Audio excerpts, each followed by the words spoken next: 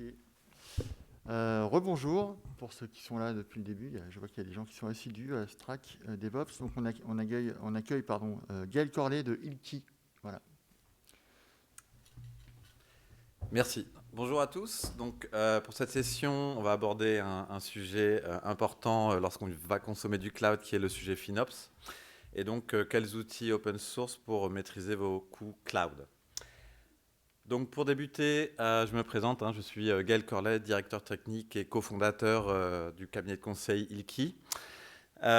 Également, donc vous voyez mon adresse Twitter. Et également, nous développons une distribution Kubernetes appelée AgoraKube depuis 2019. Donc nous sommes toujours à la recherche de contributeurs. Donc n'hésitez pas à venir contribuer ou tout simplement à tester notre distribution et à nous faire vos retours. Donc pour aborder le sujet du FinOps, je vais démarrer par l'émergence du FinOps et avec une petite définition pour commencer. Donc ici, les caractéristiques d'un cloud développé par le NIST avec 5 caractéristiques, dont une qui concerne la mesure du service et à quelle fin, eh bien, si la solution de cloud provider permet de mesurer la consommation des ressources et du service, eh bien, ça va vous permettre d'être facturé par ce cloud public. Donc ensuite, est-ce que le FinOps est une nouvelle terminologie, en tout cas une nouvelle pratique ? Eh bien, sachez qu'avant que le terme FinOps se développe, d'autres terminologies existaient comme le Cloud Cost Management, le Cloud Cost Optimization ou le Cloud Financial Management. Donc, pourquoi FinOps ? Eh bien, en fait, c'est tout simplement un dérivé de la terminologie DevOps, comme on va retrouver du AIOps, du MLOps. Eh bien, dans le monde de la finance, on va trouver le terme FinOps, et donc qui va rassembler un peu tout ce qui va être gestion financière du cloud computing, et évidemment les différentes personnes, les opérationnels qui vont manipuler le cloud. Donc juste derrière ce terme, un point important dans le FinOps, ça représente vraiment un point important, c'est que les opérationnels, ceux qui font les opérations sur le cloud public vont parmi être les premiers à effectuer des actions et donc à pouvoir avoir un œil directement sur les infrastructures et donc avoir la possibilité de modifier et d'améliorer, d'optimiser les coûts du cloud. Donc maintenant, si on regarde un peu les inquiétudes, ou en tout cas les choses qui inquiètent en tout cas les entreprises dans un premier temps lorsqu'elles vont vers le cloud. Donc ici, une statistique par une société allemande qui s'appelle Statista de 2021. Et donc si on regarde le premier facteur qui freine un petit peu les entreprises pour adopter les solutions de cloud computing dans le cloud public, eh bien effectivement, c'est la gestion des coûts cloud, donc une dimension importante. Donc je vais revenir un petit peu sur comment l'évolution en fait entre des infrastructures on-premise et des infrastructures dans le cloud public. Donc c'est vraiment un changement de paradigme. Historiquement, lorsqu'on investit dans nos infrastructures on-premise, on favorise en fait du capacity planning et de la prévision sur des durées de 3 à 5 ans. Et donc ce qu'on constate, c'est que dans les premiers temps, bien sûr, on investit dans du matériel et donc dans les premiers temps, il n'est pas utilisé en totalité. Et évidemment, à l'issue de ces 3 ou 5 ans, ce cycle de 3 ou 5 ans, eh bien, si on avait bien prévu, il n'y a pas trop de contention, mais si les prévisions avaient été un petit peu hasardeuses, eh bien, on va se retrouver particulièrement, si on prend l'exemple du stockage, on peut se retrouver avec des problématiques de contention sur le stockage, pour reprendre cet exemple.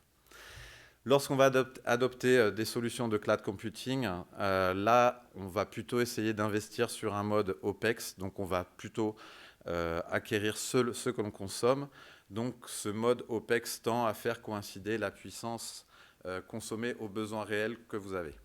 Et donc évidemment, l'idée, c'est de faire coller la puissance consommée chez un cloud public à vos réels besoins, et ce dynamiquement, et donc les coûts associés également. Alors il y a un autre aspect au-delà du modèle CAPEX-OPEX qui peut intervenir, c'est que historiquement dans vos data centers on-premise, lorsque vous provisionnez des environnements, généralement vous ne vous attardez pas trop à savoir si l'application doit être utilisée tous les jours, toutes les semaines ou tous les mois, y compris la nuit, le jour. Donc généralement vous laissez tourner vos infrastructures même s'il n'y a pas d'utilisateur actif sur chacune de vos applications. Donc typiquement, si on prend un logiciel de paie, il est rarement utilisé dans les premières semaines du mois, pourtant il est disponible et les gens peuvent s'y connecter, donc vous consommez des ressources alors que potentiellement ce ne serait pas nécessaire. Donc lorsque vous allez aller dans le cloud public, là il va vraiment falloir considérer cette dimension-là. essayer d'identifier quand est-ce que les applications sont réellement nécessaires pour les démarrer uniquement quand vous en avez besoin. Donc on va rapidement parler de cycle, stop, start, la nuit ou telle semaine, etc. pour les différents workloads. Et également essayer de capitaliser sur des mécanismes d'autoscalabilité pour que l'infrastructure évolue en fonction de la charge. Alors, un autre point important ici, c'est que les modèles de coûts du cloud public sont-ils complexes? Eh bien, de base, c'est assez simple, puisque les cloud providers sont réellement transparents par rapport au coût des différents services qu'ils vont vous proposer. Donc, une transparence sur les prix, un certain nombre d'outils pour vous aider à anticiper les coûts que vous allez avoir en déplaçant des workloads chez le cloud provider. Donc, c'est simple, mais néanmoins, pas si simple que ça dans la réalité, puisqu'on va rencontrer des modèles de facturation assez différents suivant les différents cloud providers. Et pour chaque service, on va aussi avoir une certaine complexité, puisqu'on va pouvoir compter et de la CPU, et de la RAM, et du disque, et des IOPS, et de la bande passante, etc. Donc, eh bien, finalement, c'est quand même assez compliqué d'anticiper les coûts que vous allez pouvoir avoir lorsque vous allez déplacer des charges de travail dans le cloud. Donc, complexité des coûts, variété des modèles pour ceux qui consomment des infrastructures dans le cloud public chez différents cloud providers.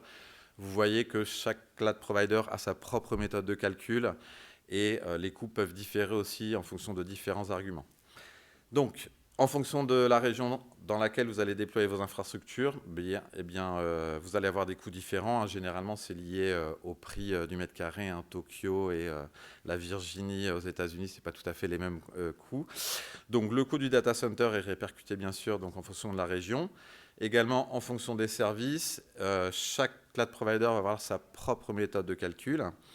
Et évidemment, chaque cloud provider va également proposer des offres de discount ou en tout cas des offres optimisées avec généralement un impact sur le SLA, la production ayant un coût supérieur et potentiellement des environnements hors production avec des coûts moindres et donc un SLA moindre. Donc, les modèles de coûts les plus répandus, ça va être le pay-as-you-go. Vous consommez, vous payez, vous éteignez vos infrastructures, vous arrêtez de payer. Et puis, on va avoir deux modèles un petit peu opposés à celui-là, en tout cas de chaque côté de celui-là. Le modèle réservé, où là, vous avez une bonne vision sur le futur de vos infrastructures et donc vous allez vous engager avec un coût adapté sur 1 an ou sur 3 ans, généralement les modèles les plus répandus. Et vous avez également un modèle sur un mode spot. Donc ça, c'est plutôt lorsque le cloud provider veut essayer de vendre la puissance qui n'est pas actuellement utilisée, il va vous faire des offres discountées. Donc soit avec des seuils à partir duquel vous acceptez que vos workloads soient éteints ou d'autres types de modèles. Également, la possibilité d'avoir, donc là particulièrement dans Azure, pour reprendre cet exemple-là, de souscription DevTest, vous allez avoir des offres où vous allez avoir un SLA moindre, mais pour l'ensemble de vos workloads. Donc, c'est généralement très adapté, voire même très apprécié par les entreprises, de pouvoir mettre tout ce qui n'est pas en production à des coûts plus intéressants. Et bien sûr, tous les cloud providers ne proposent pas tous ces modèles. À titre d'exemple, OVH, par exemple, ne propose pas d'instances réservées, mais plutôt, plus vous laissez tourner vos environnements, au bout d'un mois, vous allez pouvoir avoir une baisse de 50% du coût si vous avez laissé tourner vos machines pendant le mois entier. Et enfin, avec l'apparition de services beaucoup plus avancés que l'infrastructure as a service ou des instances, vous allez trouver des nouveaux modèles où là, la complexité va commencer à évoluer, en fait, puisque vous allez avoir des paiements à l'usage par unité de temps CPU, par IOPS, par volume de requêtes. Et donc là, la difficulté, c'est surtout de savoir de connaître les caractéristiques de vos applications. Et ce n'est pas toujours aisé de savoir quel est le volume d'IOPS qui va être consommé ou le volume de requêtes que vous allez absorber dans vos applications. Donc, une multitude de services. L'impact, c'est une multitude de modèles de coûts, y compris pour ces services au sein d'un cloud provider. Donc, finalement, on parvient quand même assez rapidement à un modèle assez complexe en général. Donc, la pratique FinOps va permettre de nous aider. Et donc, la première chose à dire par rapport à la méthode FinOps, c'est le cycle FinOps. On pourrait faire un parallèle avec le cycle DevOps. On évalue des choses, on les met en place, on regarde si ce qu'on a évalué est vrai. Donc, on analyse en fait les coûts qui ont été engendrés parce qu'on a déployé chez le cloud public. Et ensuite, on essaye de faire des modifications pour améliorer les choses. On réévalue le budget, on réobserve ce qui a été réellement consommé et on essaye de s'améliorer comme ça au fur et à mesure. Alors, cette méthode-là, aussi simple soit-elle, telle que présentée là, eh bien, en fait, il faut quand même y aller très progressivement. Et donc, une méthode qui est assez avancée, en tout cas dans les technologies FinOps, c'est, eh bien, vous allez commencer par ramper, puis vous allez marcher, puis courir, puis voler, donc progresser au fur et à mesure de votre pratique du FinOps pour optimiser vos coûts. Donc, OK, on a parlé de la méthodologie FinOps, donc par où commencer ? Donc, il y a un certain nombre d'aspects ici représentés, les principaux challenges, donc, qui vont être avoir une prévision fiable, éviter de perdre des ressources ou en tout cas supprimer les ressources non utilisées. Et puis, l'un des points les plus importants, c'est aussi donner de l'autonomie à vos ops pour qu'ils prennent des actions eux-mêmes pour réduire les coûts. Donc là, j'ai encadré quelques axes à considérer. Le right sizing, qui consiste à vraiment provisionner ce dont vous avez besoin.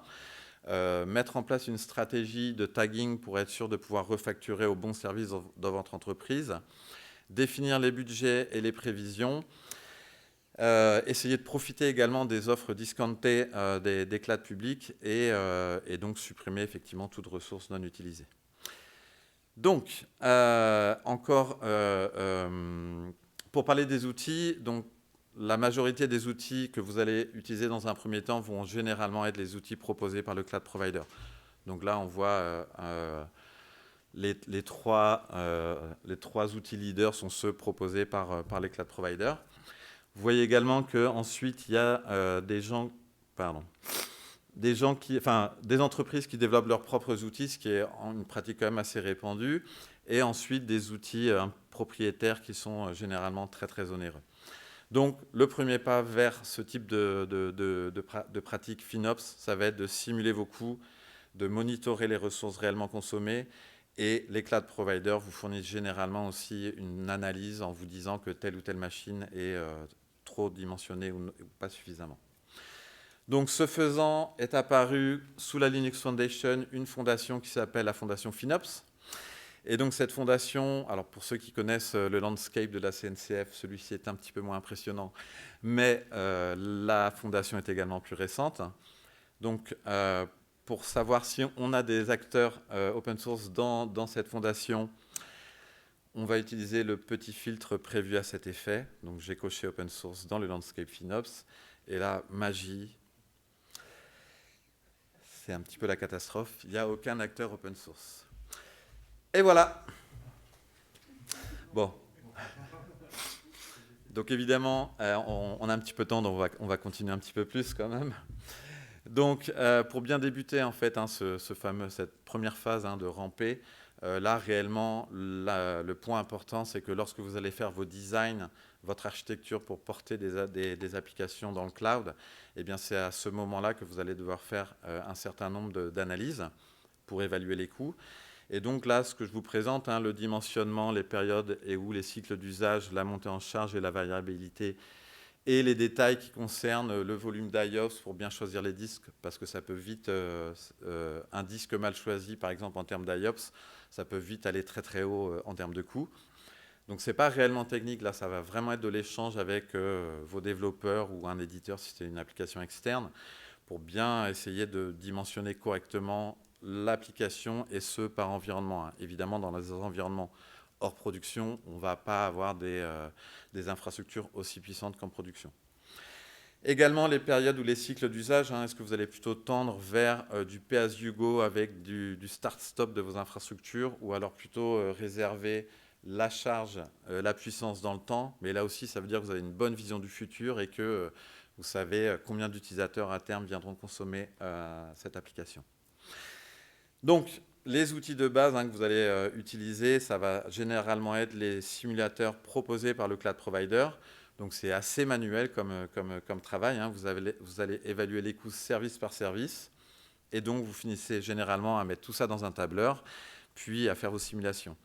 L'étape un petit peu suivante, ça va être d'utiliser de l'automatisation. Tous les coûts des cloud providers sont disponibles via API, donc vous pouvez automatiser jusqu'à un certain niveau ce que vous allez consommer en interrogeant tout simplement cette API en Python ou via d'autres langages. Et donc, vous finissez encore avec votre tableur, bien sûr, pour consolider toutes ces informations. Donc ça va être la première étape avant de déployer des choses chez le cloud provider. La deuxième étape va consister à, une fois que vous avez déployé et une fois que vous avez vos premières factures, essayer de collecter toute l'information de facturation et essayer de la retraiter, éviter les doublons, ce genre de choses. Puis analyser et faire un reporting pour savoir si vous aviez correctement évalué vos solutions. Donc, certains outils sont indiqués ici, les outils du cloud provider, mais vous trouvez également des outils open source comme Kibana ou Metabase qui vous permettent de visualiser, vos différents coûts et donc les analyser. Donc, on arrive aux outils open source disponibles à l'heure actuelle, au-delà de ce que la FinOps Foundation indique, bien sûr. Et donc, ici, un petit clin d'œil à Bernard Golden pour sa méthode Open Source Maturity Model qui aide à identifier les projets open source qui vont avoir une certaine maturité. Donc, c'est basé sur le nombre de commits, la fréquence des commits, le nombre de contributeurs, etc., sur Git. Donc, on a identifié 3 solutions open source qui sortent du lot à l'heure actuelle. Une première qui s'appelle Infracost, qui est basée sur Terraform. Donc Terraform est un outil d'orchestration qui vous permet de provisionner vos applications, vos workloads chez un cloud provider via l'infrastructure as code. Donc tout est décrit dans un fichier. Et donc ça permet de se connecter à l'API du cloud provider et de lister et d'anticiper en fait les coûts que vous allez avoir en déployant vos infrastructures. Cet outil Infracost permet de faire les simulations sur les 3 hyperscalers du marché.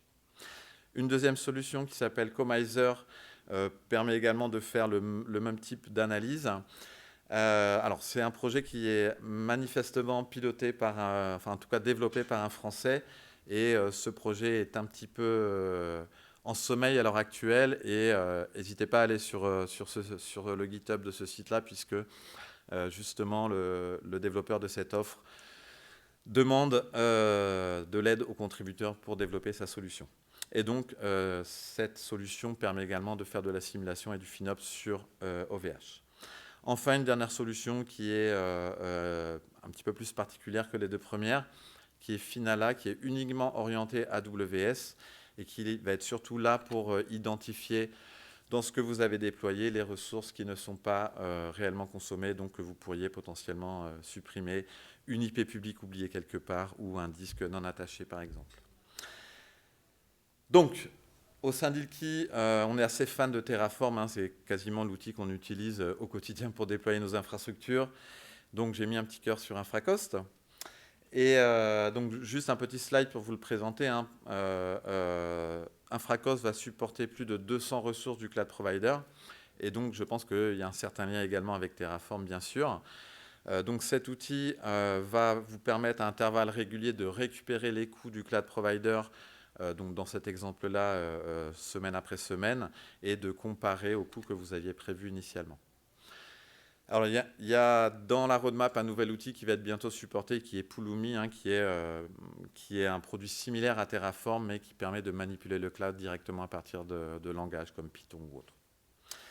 Donc voilà une solution, en tout cas, je pense qu'il faut regarder. En tout cas, nous, côté Ilki, on la regarde.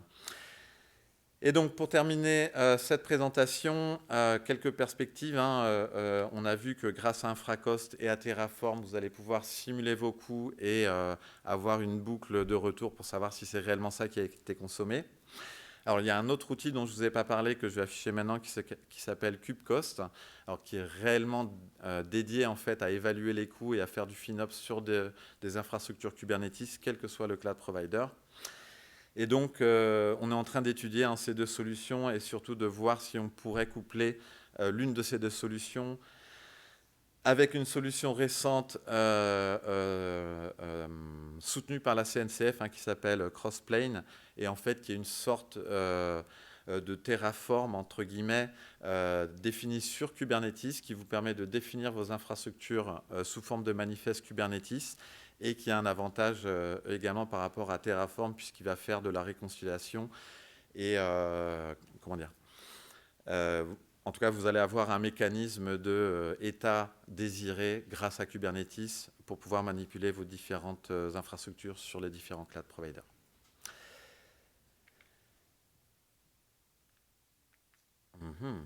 Est-ce que vous avez des questions?